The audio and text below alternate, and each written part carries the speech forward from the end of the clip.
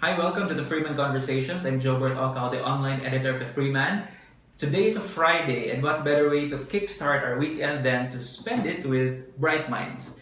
With us today are two of the 10 outstanding students of Region 7 selected just last month? Recently lang. Recently? May 27? 2 weeks ago. About 2 weeks ago, thereabouts. And we'll talk about their selection into the top 10 in Region 7 and their journey toward the national finals. The 10 outstanding students of the Philippines later this year, and hopefully we'll see them receive one of those plaques and medals in the national finals next year. With us today in the studio are Ed Bernardo Visitacion from the University of San Jose Recoletos and Denzel Yorong from the University of the Philippines, Cebu. Thank you very much both for being here and joining the Freeman Conversations. Your ate is watching. Okay, aside from Ed and Denzel, we'd like to mention the other 8 in the top 10, the 10 outstanding students of Region 7. We have from the University of the Visayas, Vince Blessel Jane Baron from Mater Dei College. This is in Bohol, right? Yeah. Day Marvy Bongato from University of Bohol, Hyacinth Rose Canio from St. Paul University, Dumaguete City, Reinaline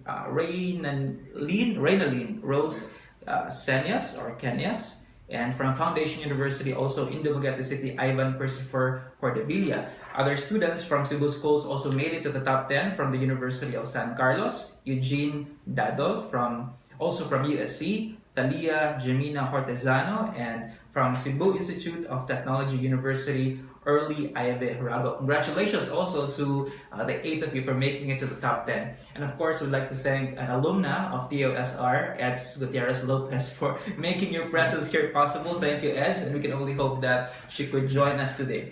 Okay, congratulations once again to the 2 of you for making it to TOSR. For the benefit of our viewers, can you please tell us what the program is all about? What is this search about? It commences with the 10 outstanding students of the Philippines. Yeah.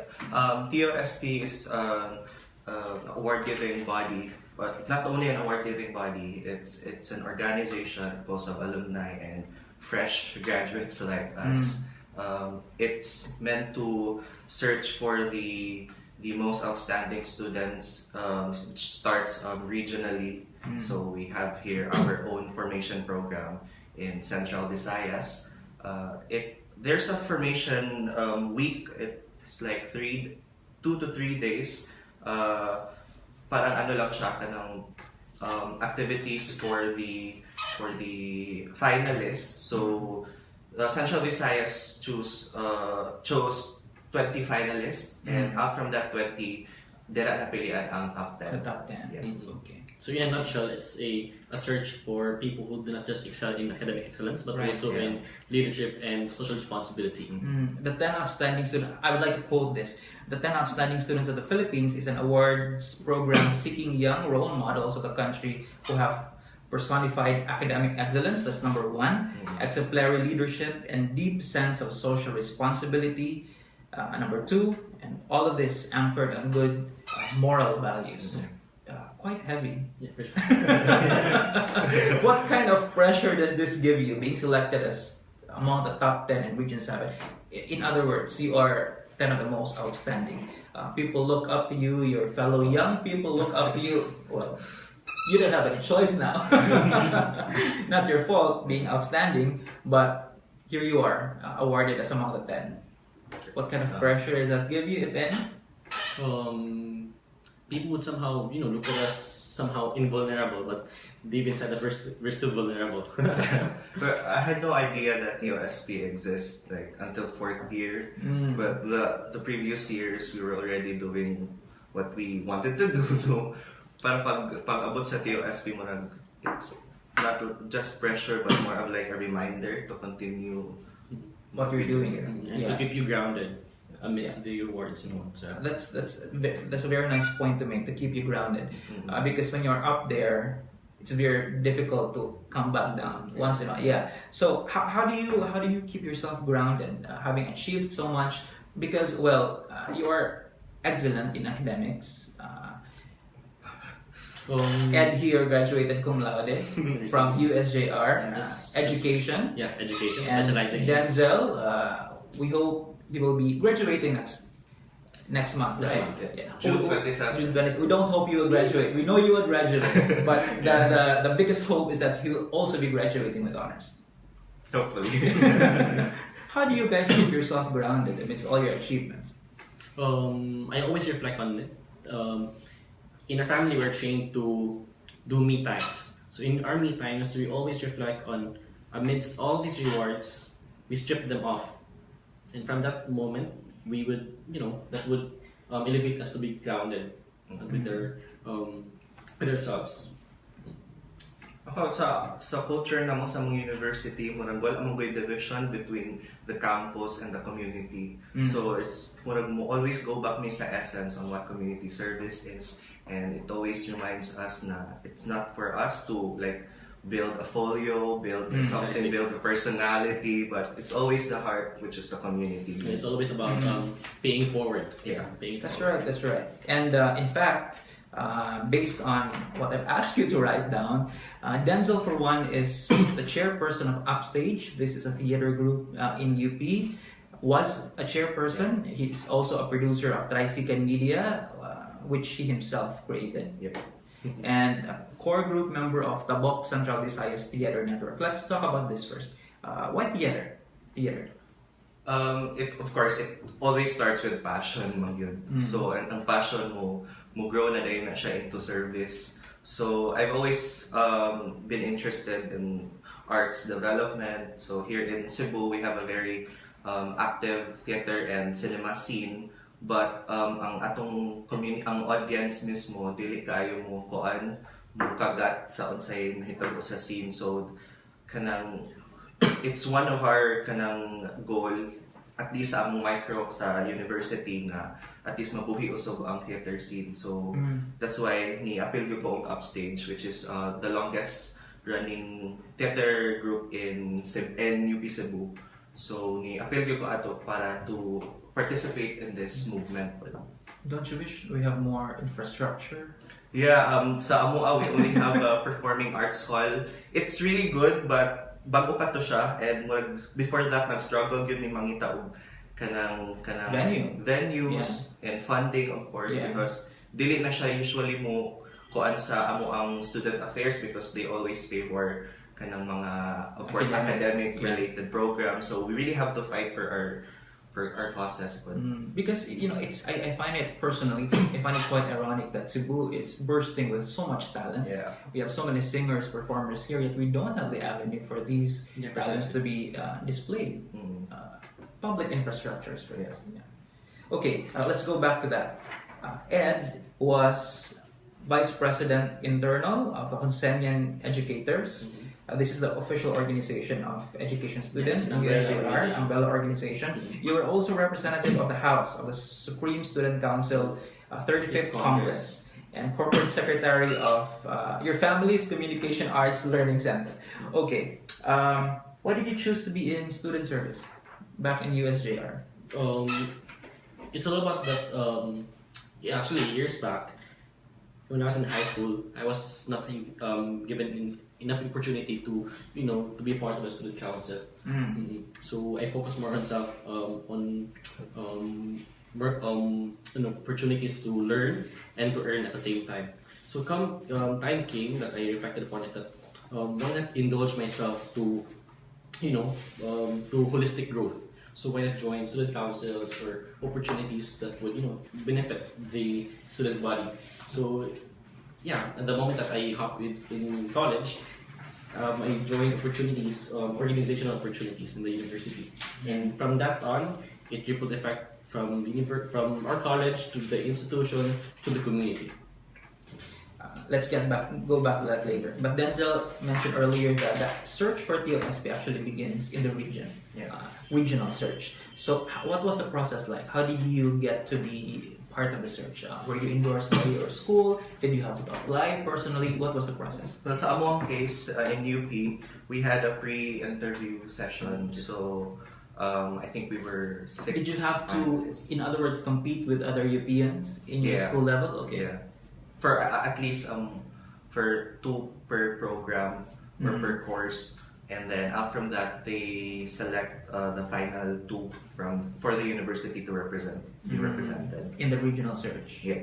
Okay. And then we submitted our bid books. It's a parang book to document all your folio, the three categories: academic excellence, leadership, and community service. Okay. How thick was yours? It's dili na siya kung ano na baga it was emphasized man sa TOSP that dili siya panaghanay, Right. but it's the quality that Correct. matters. It should be like The challenging part of this time is that we have to compress our big books. So we have to select top 15 per category, category of academics, leadership, and social responsibility. So that's a challenging part. So it's more on equality over quantity. And out from that top 15, mo pili pag yung most significant three na achievements. I think that's a nice development because I think in the past they were just allowed to list Yeah, as many as they or can. as many as they So they could yeah. have this big Yeah. bid books. But now it's being compressed into 1 inch lang. That's right.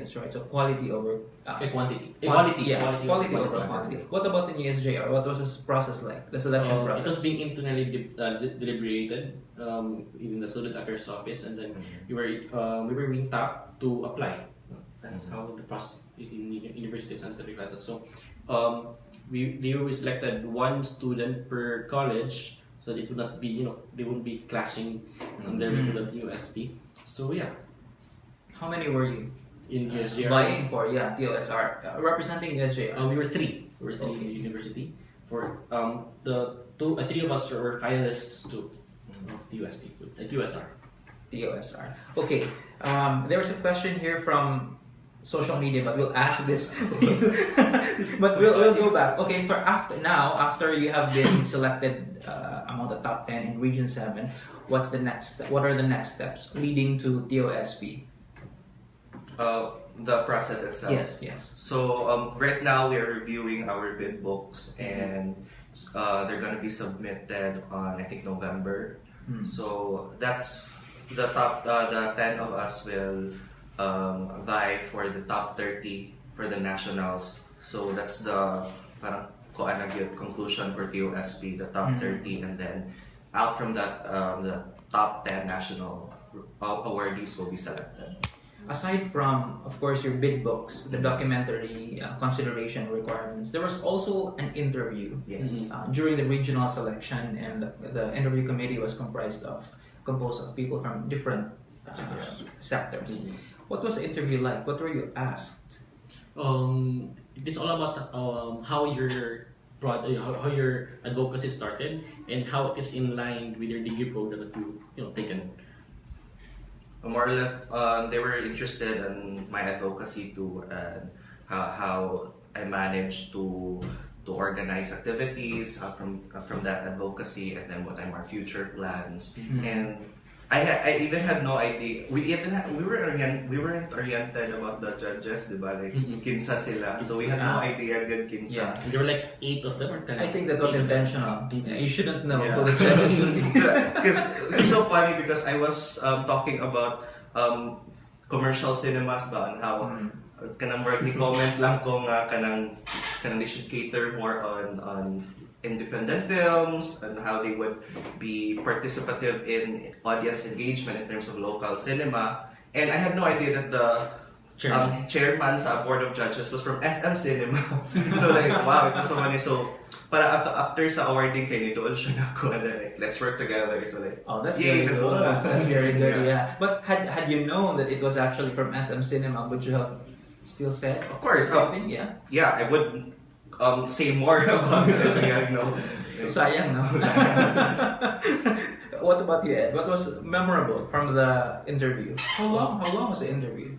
Around less than 15 minutes. Okay. They talked about my project. They exhausted more about my project. That, for me, I was enlightening myself into entrepreneurship, and then I'm not, deeply focused on education.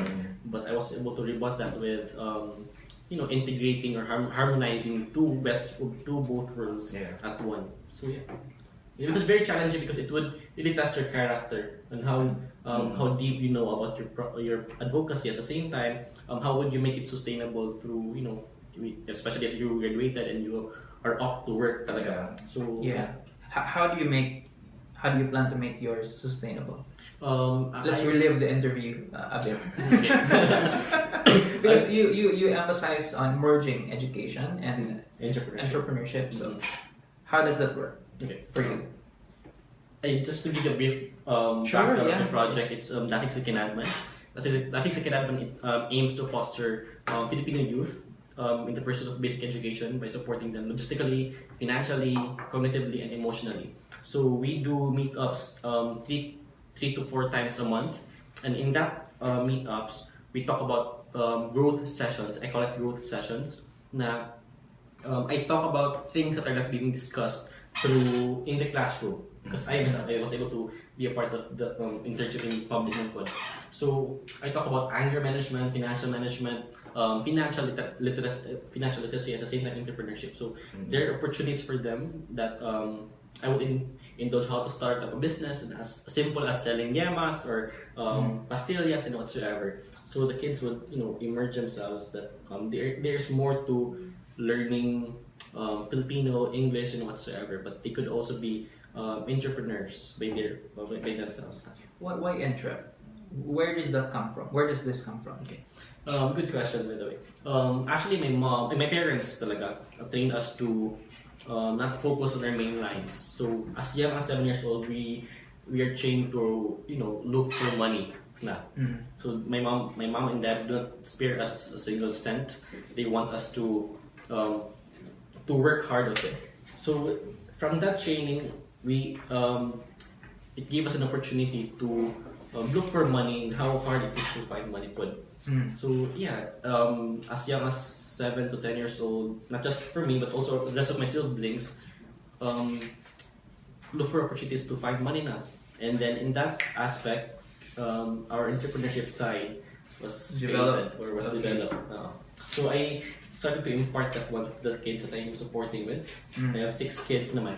6 kids that I'm supporting with their scholarships in schools. I see. That's very good. Very good. How many were the recipients for 6. your project? 6. Just 6 as of the meantime because I'm supporting it through my pockets talaga. So How do you plan to make this sustainable? Since you've mentioned sustainability good question. earlier. I wanted to partner with other people who are with other businesses and other people who are not gifted to have a child because Okay. Yeah. in that aspect na it's somehow target market of mine na these people are wanting to feel that thing that the parent would feel like ganun. So I want to establish that connection between a 14 person to the needy person na siya.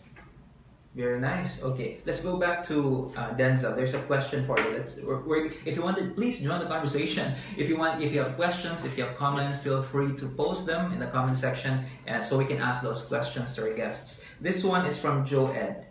He's asking how theater or film can help mold the youth. Well, mo boil down ng gigyap mo na siya sa identity development. So here in our region na atay ato ang own theater scene. So always mo partner gyap mo na siya with other fields like education. It's going to be arts education.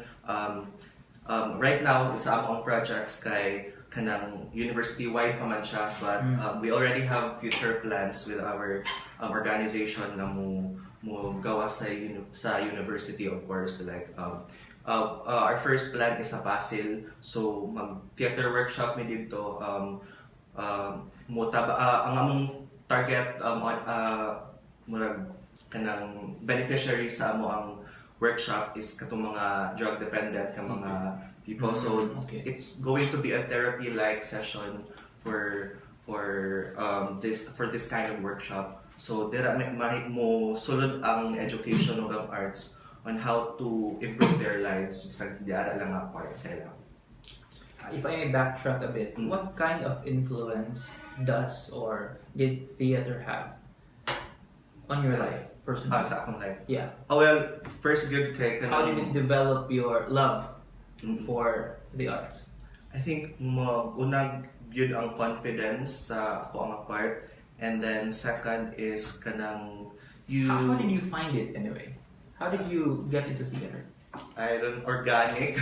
Pero like sa high school magkuha na gyud mi mag-produce mi mga plays na sa mo. And then pagka-college kay I had this avenue which is upstage so ni-appeal gyud ko. And then actually dili pa kayo active gyud ang theater scene ato pagsulod nako. So from that kanang murag situation nag-produce ko og 2 theater festivals sa amoang university. And then it was kanang a jump pack nga kuan yun na festival and first time sa itong theater festival sa UP Cebu. So how many participated? Would you remember in those festivals? The ones who participated were also UP students? ay kuan gyud siya ang mga artists gyud kay from our organization and then ang audience is from the university. So group na mga artists and then daghan mig series of workshops na script writing and then acting of course. Do you plan to open that up to the public in the future? Of course, katong mag-suri-suri nami sa kada barangay here in Cebu. And then, hopefully, from those workshops, makakreate may kayong unifying na festival in those workshops. Okay. There's another question for you. This is from... okay. See? Okay. Amid the emergence of mainstream movies, mainstream movies have been there. Do you think Cebuana indie films will still survive? How do you think they will survive? Quite a heavy question, but let's give Denzel a chance to answer. So I think dira magikan magud ang misconception na mainstream versus independent or mainstream versus Cebuano. But in fact, Cebuano films can also be mainstream. Yeah, we've had many mainstream Cebuano films in the past. Yeah. So ang situation magud diri is gagmay kay tag mga producers. We have a lot of creative minds. We have filmmakers, directors, designers, writers, but we lack producers who are willing to fund for these projects. So to put it in context, a small film, for example, an indie film, how much do you need to produce a film like that? it depends on the necessities of your project or your concept. Pero sa among video documentary, I think we spent 8,000 pesos. Okay. That's just a short documentary. Right. So how long was it? 10 minutes lang. Okay. So what more, diba, if full length good siya. Correct. Yeah. So we really need producers who can trust these artists, and the same time kuan nato siya, i-business minded nato atong pagka local arts anime. So we really need to partner with people who can fund these projects. Very good. Ed, there's a question. What can you do to uplift the life of the youth? You've answered this initially with possible the project that you undertook in USJR. What are your other plans? How do you plan to expand that? I'm planning to expand it through partnership with other organizations, especially that I'm connected to a bigger community, which is TUSP now. Yeah. You now have a network. You now have a network. You have a network. So yeah, it starts with communication. It starts with connecting with other people who are gifted, who are willing to fund with these people who are less fortunate. So yeah, that's how we plan to mold people's lives one student at a time. So in that way, we could uplift them. Earlier, before we went live, I asked them to write down causes and advocacies they feel very strongly about. And going back to Denzel, one of the items you wrote here is accurate information. Being soon to be graduate of mass communication from UP, what's the relevance of this one? What do you mean by this? So mo balik din na siya sa ato ang inaccurate information, labi na ang karon na fake news era.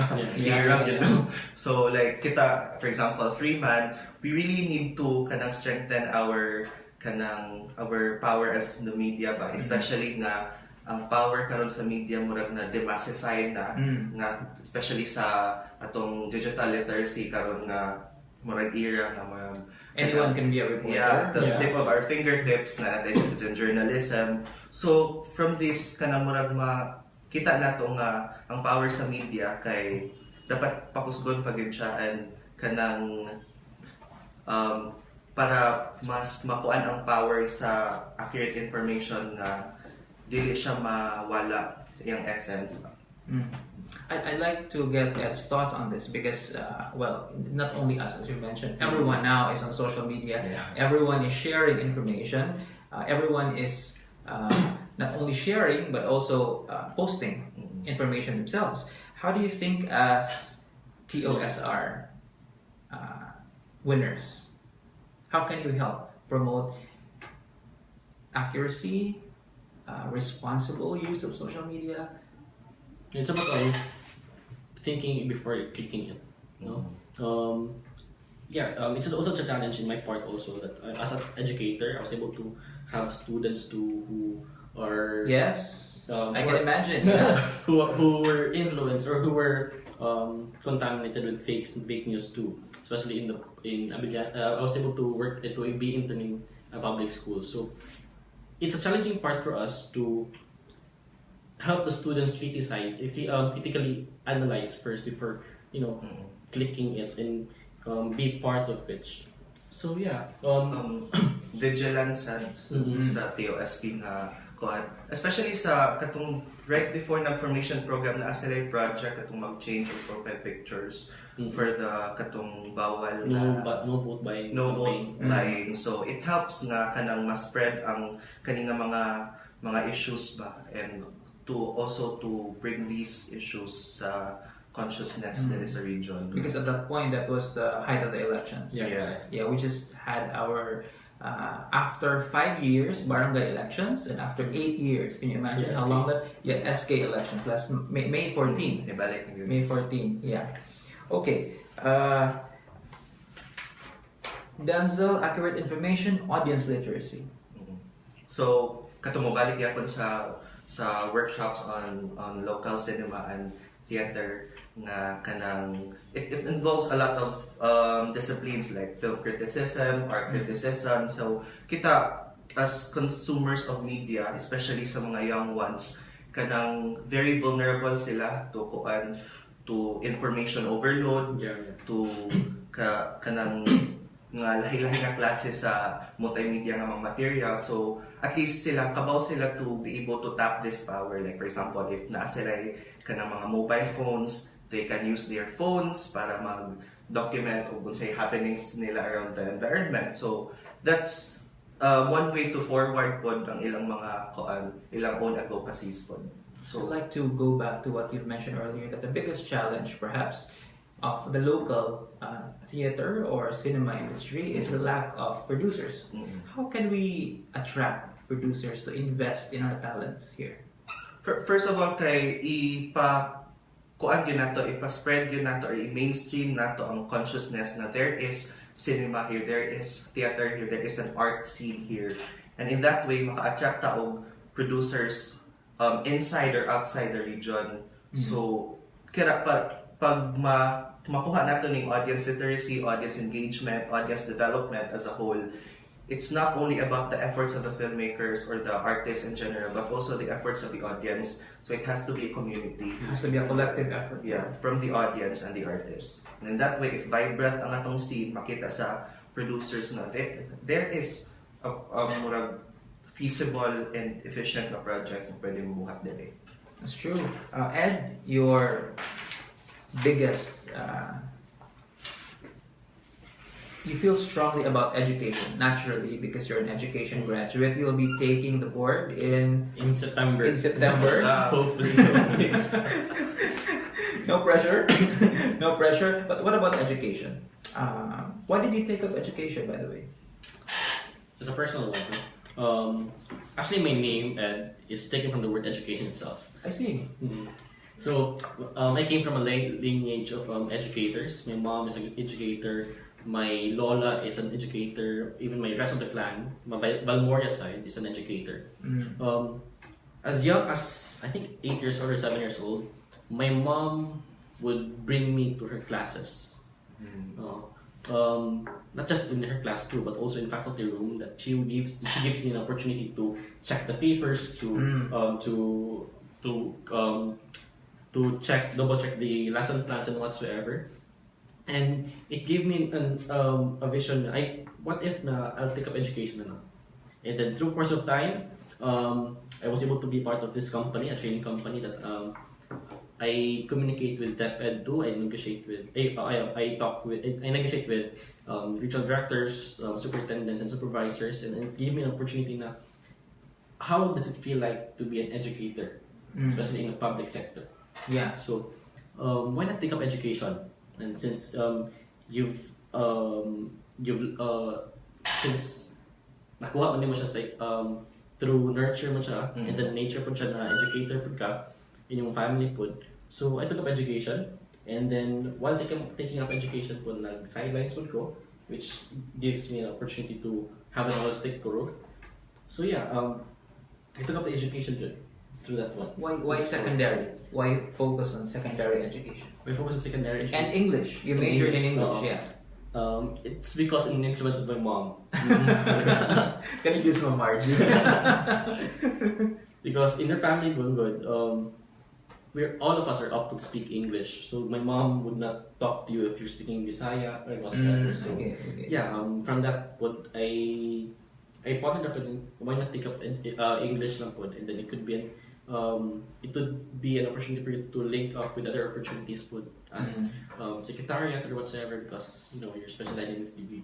That's right. Education is a 4-year course. What did you learn about the education system in the Philippines, having studied it for at least 4 years? What are your thoughts on where are we? Where are we going? We're a bit behind, frankly speaking. I was able to, before the formation, I was able to go to Singapore to benchmark education systems there. It's a challenging part. Was it a personal decision to go there, or personal at the same time, company? Partly company expense. So I was able to reflect and compare and contrast as to how good the educational system here in the Philippines and how good is it in Singapore.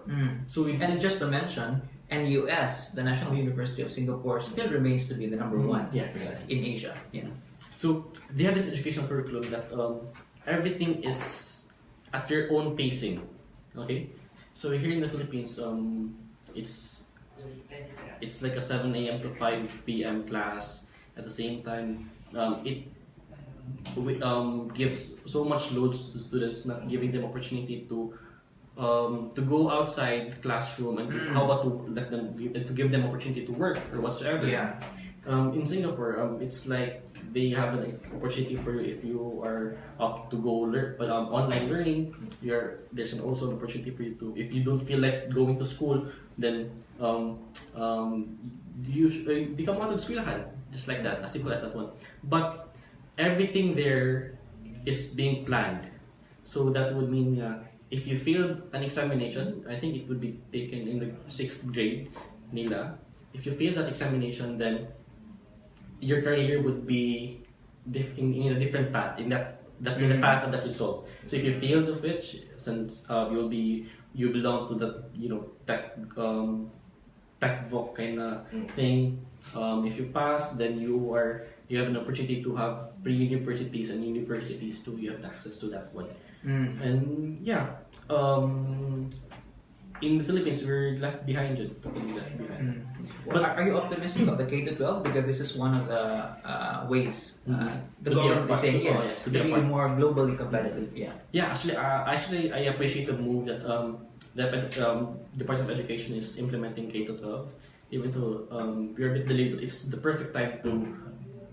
If we do not implement it, when would we implement it? So actually, I was glad that they implemented it in 4 years ago. 4 years ago, and then at least we could be at par of other universities across the nation, across the globe. Yeah. That's right. And the new set of first years are coming in this year. Yeah, because schools did not accept first years for the past 2 years to implement K-12. That's right. Okay. So, what are your plans? How do you plan to improve your bid books for the nationals? We're still in the process of we're still asking if we can add more projects in our bid book. Can you? We're waiting for the We're waiting for from the alumni. So yeah. And maybe more about the positioning of our bid book. So para sa ako, I'd like to general good kayo akong pag-present sa bid book during the regional search.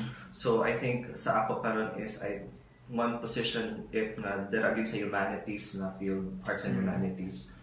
So I think that would better the chances. Hopefully, Ed. What about you? No, wala lang. I'm just waiting for the information from the alumni, and then yeah, if it's good to go, then yeah, it's good to go. You okay? I have to say this. Both of you seem to be so cool about it. Because when you think of TLS, RTLSP, the first thing that comes to mind, these are geniuses with glasses. But the two of you don't seem to fit the mold. I don't know. I don't really even imagine myself being here ba sa TLSP. Wala ko Why not? I don't know. Maybe I was too focused more on my stuff, like doing all the stuff in the university and in the community. So parang wala magnisulod lang gyud ang TLSP ba. But we discovered that it's an avenue, and it's not just an award-giving body, but it's an avenue to connect with other advocacies and to help them as well. What about you? Did you gun for TLSR when you were in college? Did you really think of it? I want to be part of TLSR. Actually, as young as around, I think 6 years ago or 8 years ago, my brother-in-law encouraged me to join TUSP. And then I was because he was also one of the too. So I was like, okay, why not join about it? So I was what is the WSP about and whatsoever. So yeah, everything patterned it out, and then through course of time, you tend to forget it, and then yeah. Until you are given the list of requirements in fourth year. In fourth year. Oh, by the way, Ed wrote here, you want to have, because I asked them what their hope is for Cebu and for the country. And for Ed's part, since his advocacy is really on education, he wants more opportunities for those who may not have the same opportunities as his, with limited opportunities. What's your message to government? How do you think we can make this happen? Make education available to all? With what you've seen so far. And what I've seen, it's not just about the government too. It's all about the people too who are into education as well. Build more. Education is not about having schools. No? It's not about letting the students go to school. One student could be educated but not schooled. One student could be schooled but not educated. Explain further. Education, Manggod, it's not about you going to school. It's about letting them, equipping them to what is behind. It is about gearing them up to the real battle or the world. Preparing them for what's outside. Okay. So with that, as simple as if you are a person who is knowledgeable, you could educate someone, and then if you have the good means or the right means, you could send them to school.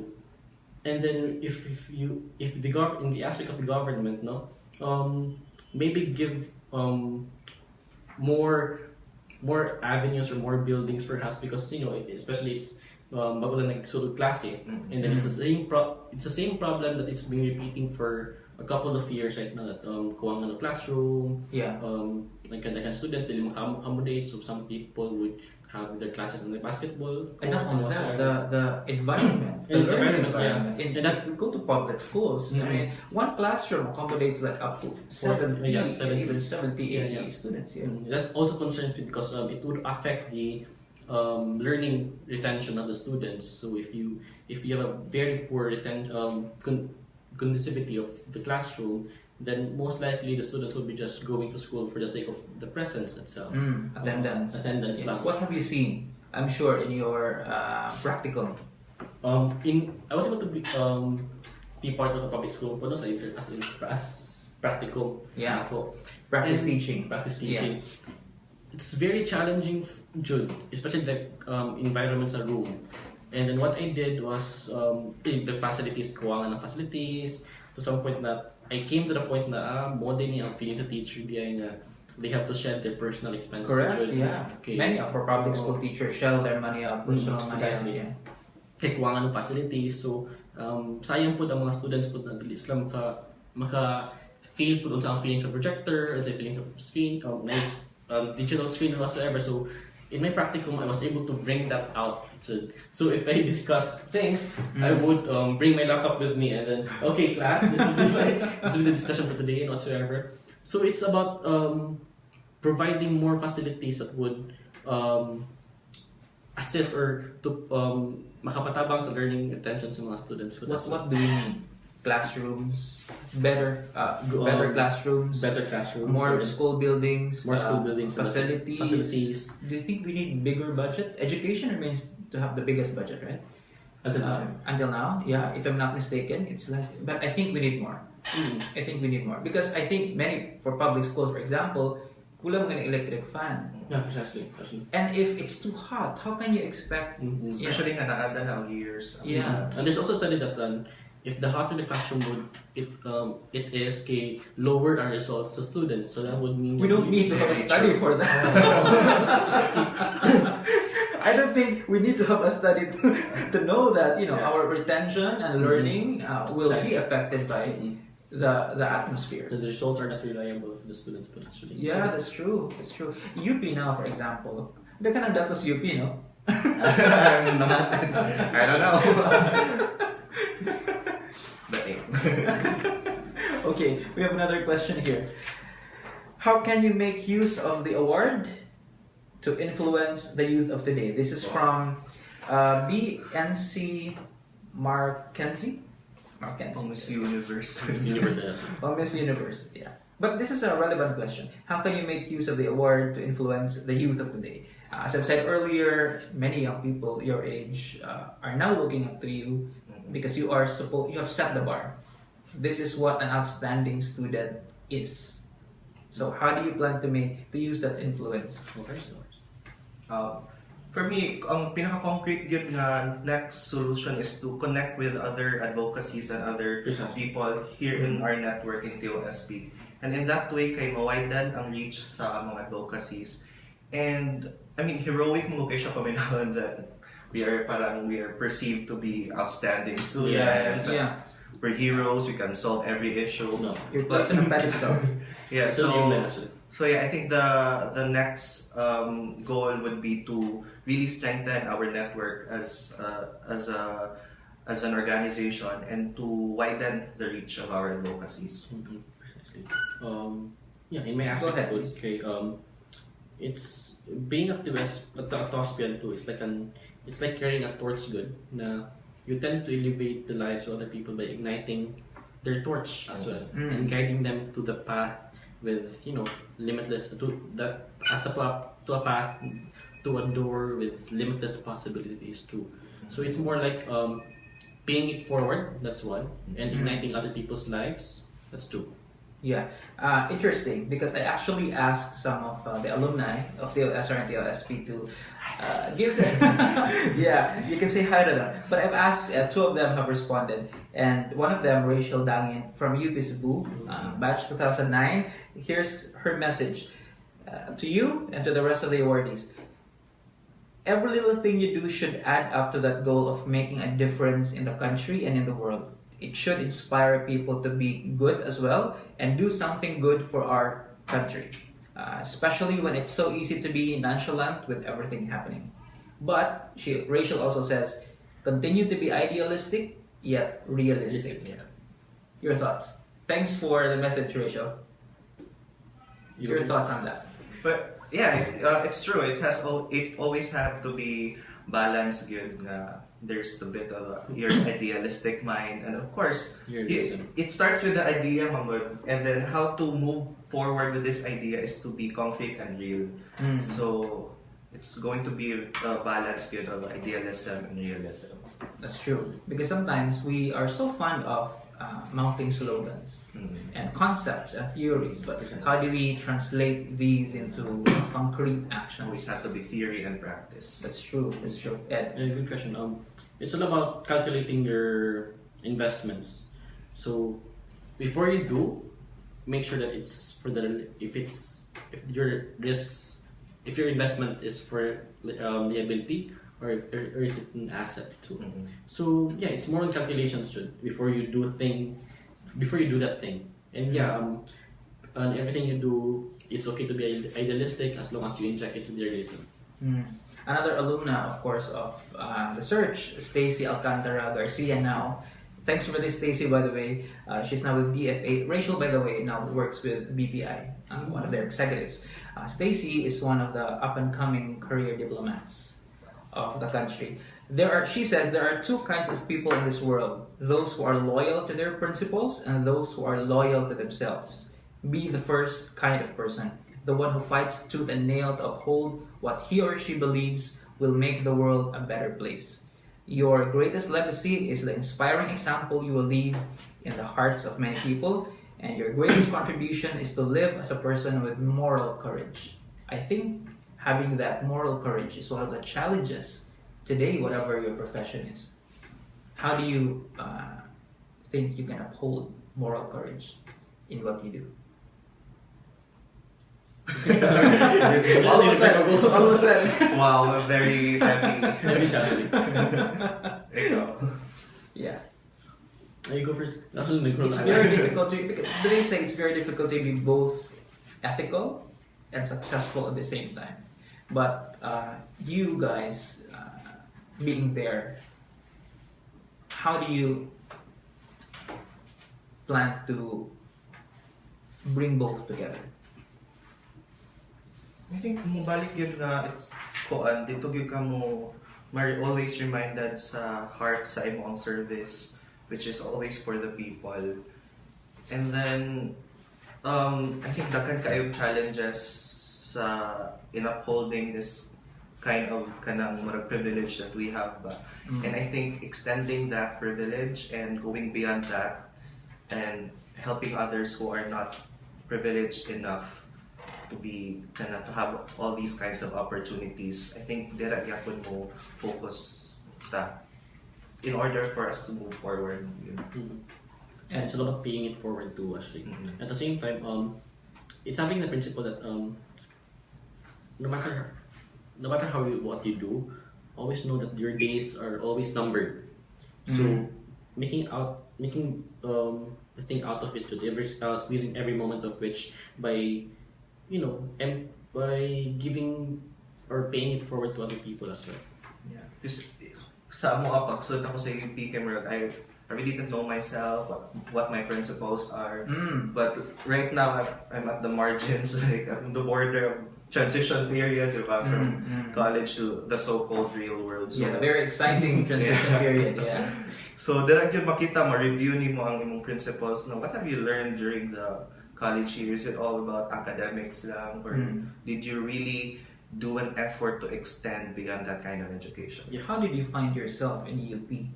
How? How? Nagka-heavy ang question.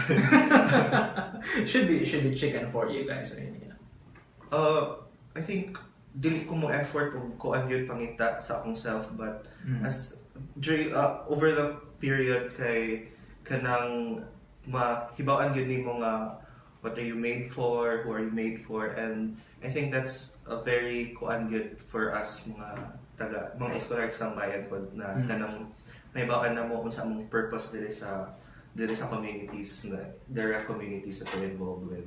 What about Ed? What kind of influence does USJR have on you?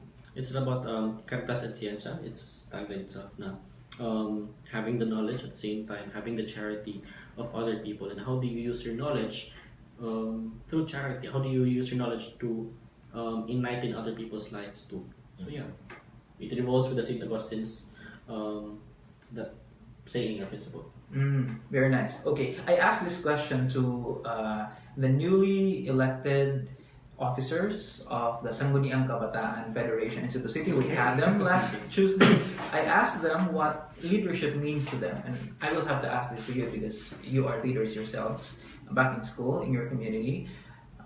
what is leadership for you? And what do you think is the kind of leadership that would bring millennials in to bring them to your projects, help them, to engage them?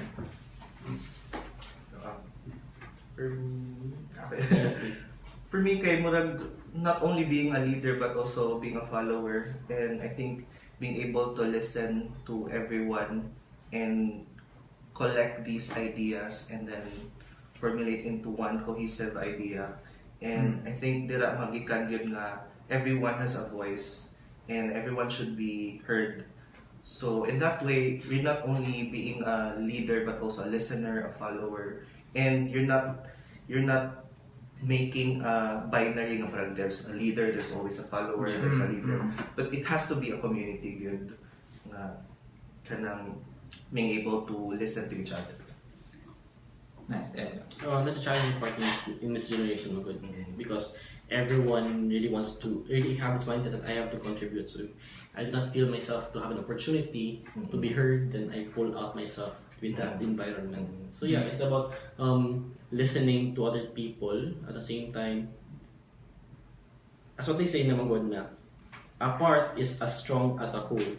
So every people around along that organization or community has a contribution to be a part of it. There's also the argument this generation is perhaps the worst generation ever.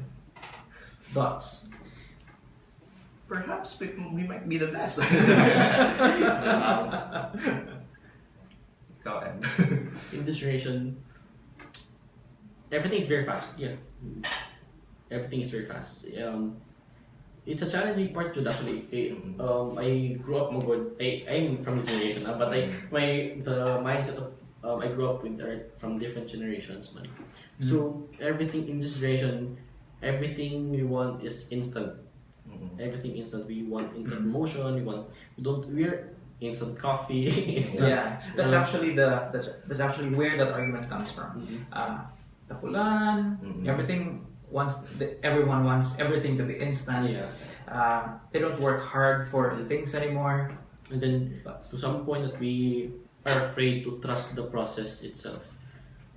So there are pros and cons in this generation, but somehow a majority of the people are working with it on how to make it best with the rest of the generations as well. I think we live mga in a so-called speed elite society na very instant na ang tanan. So I think some generation we're trying to catch up with that kind of kanang development or siguro progress.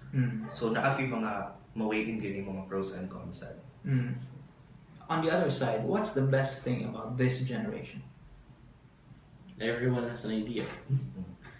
Only that they are afraid or they are too complacent or di sila ganahan sa sarili mo work with it. So they have an idea but they want someone to execute. Idealism. Idealism. Kita tan naagid tay future plans. We always look for adventure. We always like mga millennials na kanang digital nomads. We always look for kanang adventures. So I think itap na lang nato nga advantage or power and then i-transfer nato into more kanang progressive and contributory na mga activities with the right means. Okay, finally, your hope for the country. I do hope that next year will be the midterm elections. In 2022, not mistaken, we'll be selecting another president. What's your hope for the country? I do hope that there will be more opportunities for the people who are in need. Precisely. Okay, kuan man, everyone has the idea to contribute to nation building. If we tend to leave them along with their journey or destination, and then not pulling them out from where they are, it's still pointless because balik yapon sa kuan being a progressive country kanang we should always aim for education nga mass-oriented, scientific, and kanang quality, of course, and free education. It's one of my principles. I'm not from UP, Yeah. but I will have to echo your principle, university principle. I hope that the country will have honor And excellence. and excellence. Yes. Honor being first before excellence. Yes, of course. That's the moral ground that we're talking about. That's true. Of course, our guests today in the Freeman Conversations, Ed Bernardo Vercetacion from the University of San Jose Recoletos and Denzel Yorong from the University of the Philippines, Cebu. These are just two of the 10 outstanding students of the Philippines in Region 7. And thank you very much to the two of you for being here, and we wish you the best of luck in your TOSP journey. Of course, together with the other outstanding students in Region 7 from University of the Visayas, Vince Blasel Jane Baron from Mater Dei College de Marvi Bongato, University of Bohol, Hyacinth Rose Canyo, from St. Paul University, Dumaguete, Reynalyn Rose Senas, Ivan Christopher Cordevilla from Foundation University, and from University of San Carlos, we have Eugene Dadol and Thalia Gemina Hortezano, and from Cebu Institute of Technology University, Irvi Ivy Rago. Congratulations to the 10 of you, and again, the best of luck Thank in your you. TOSP journey. Thank you so much. Thank you so much for joining us today. I'm Jobert Ocao, the online editor of the Freeman.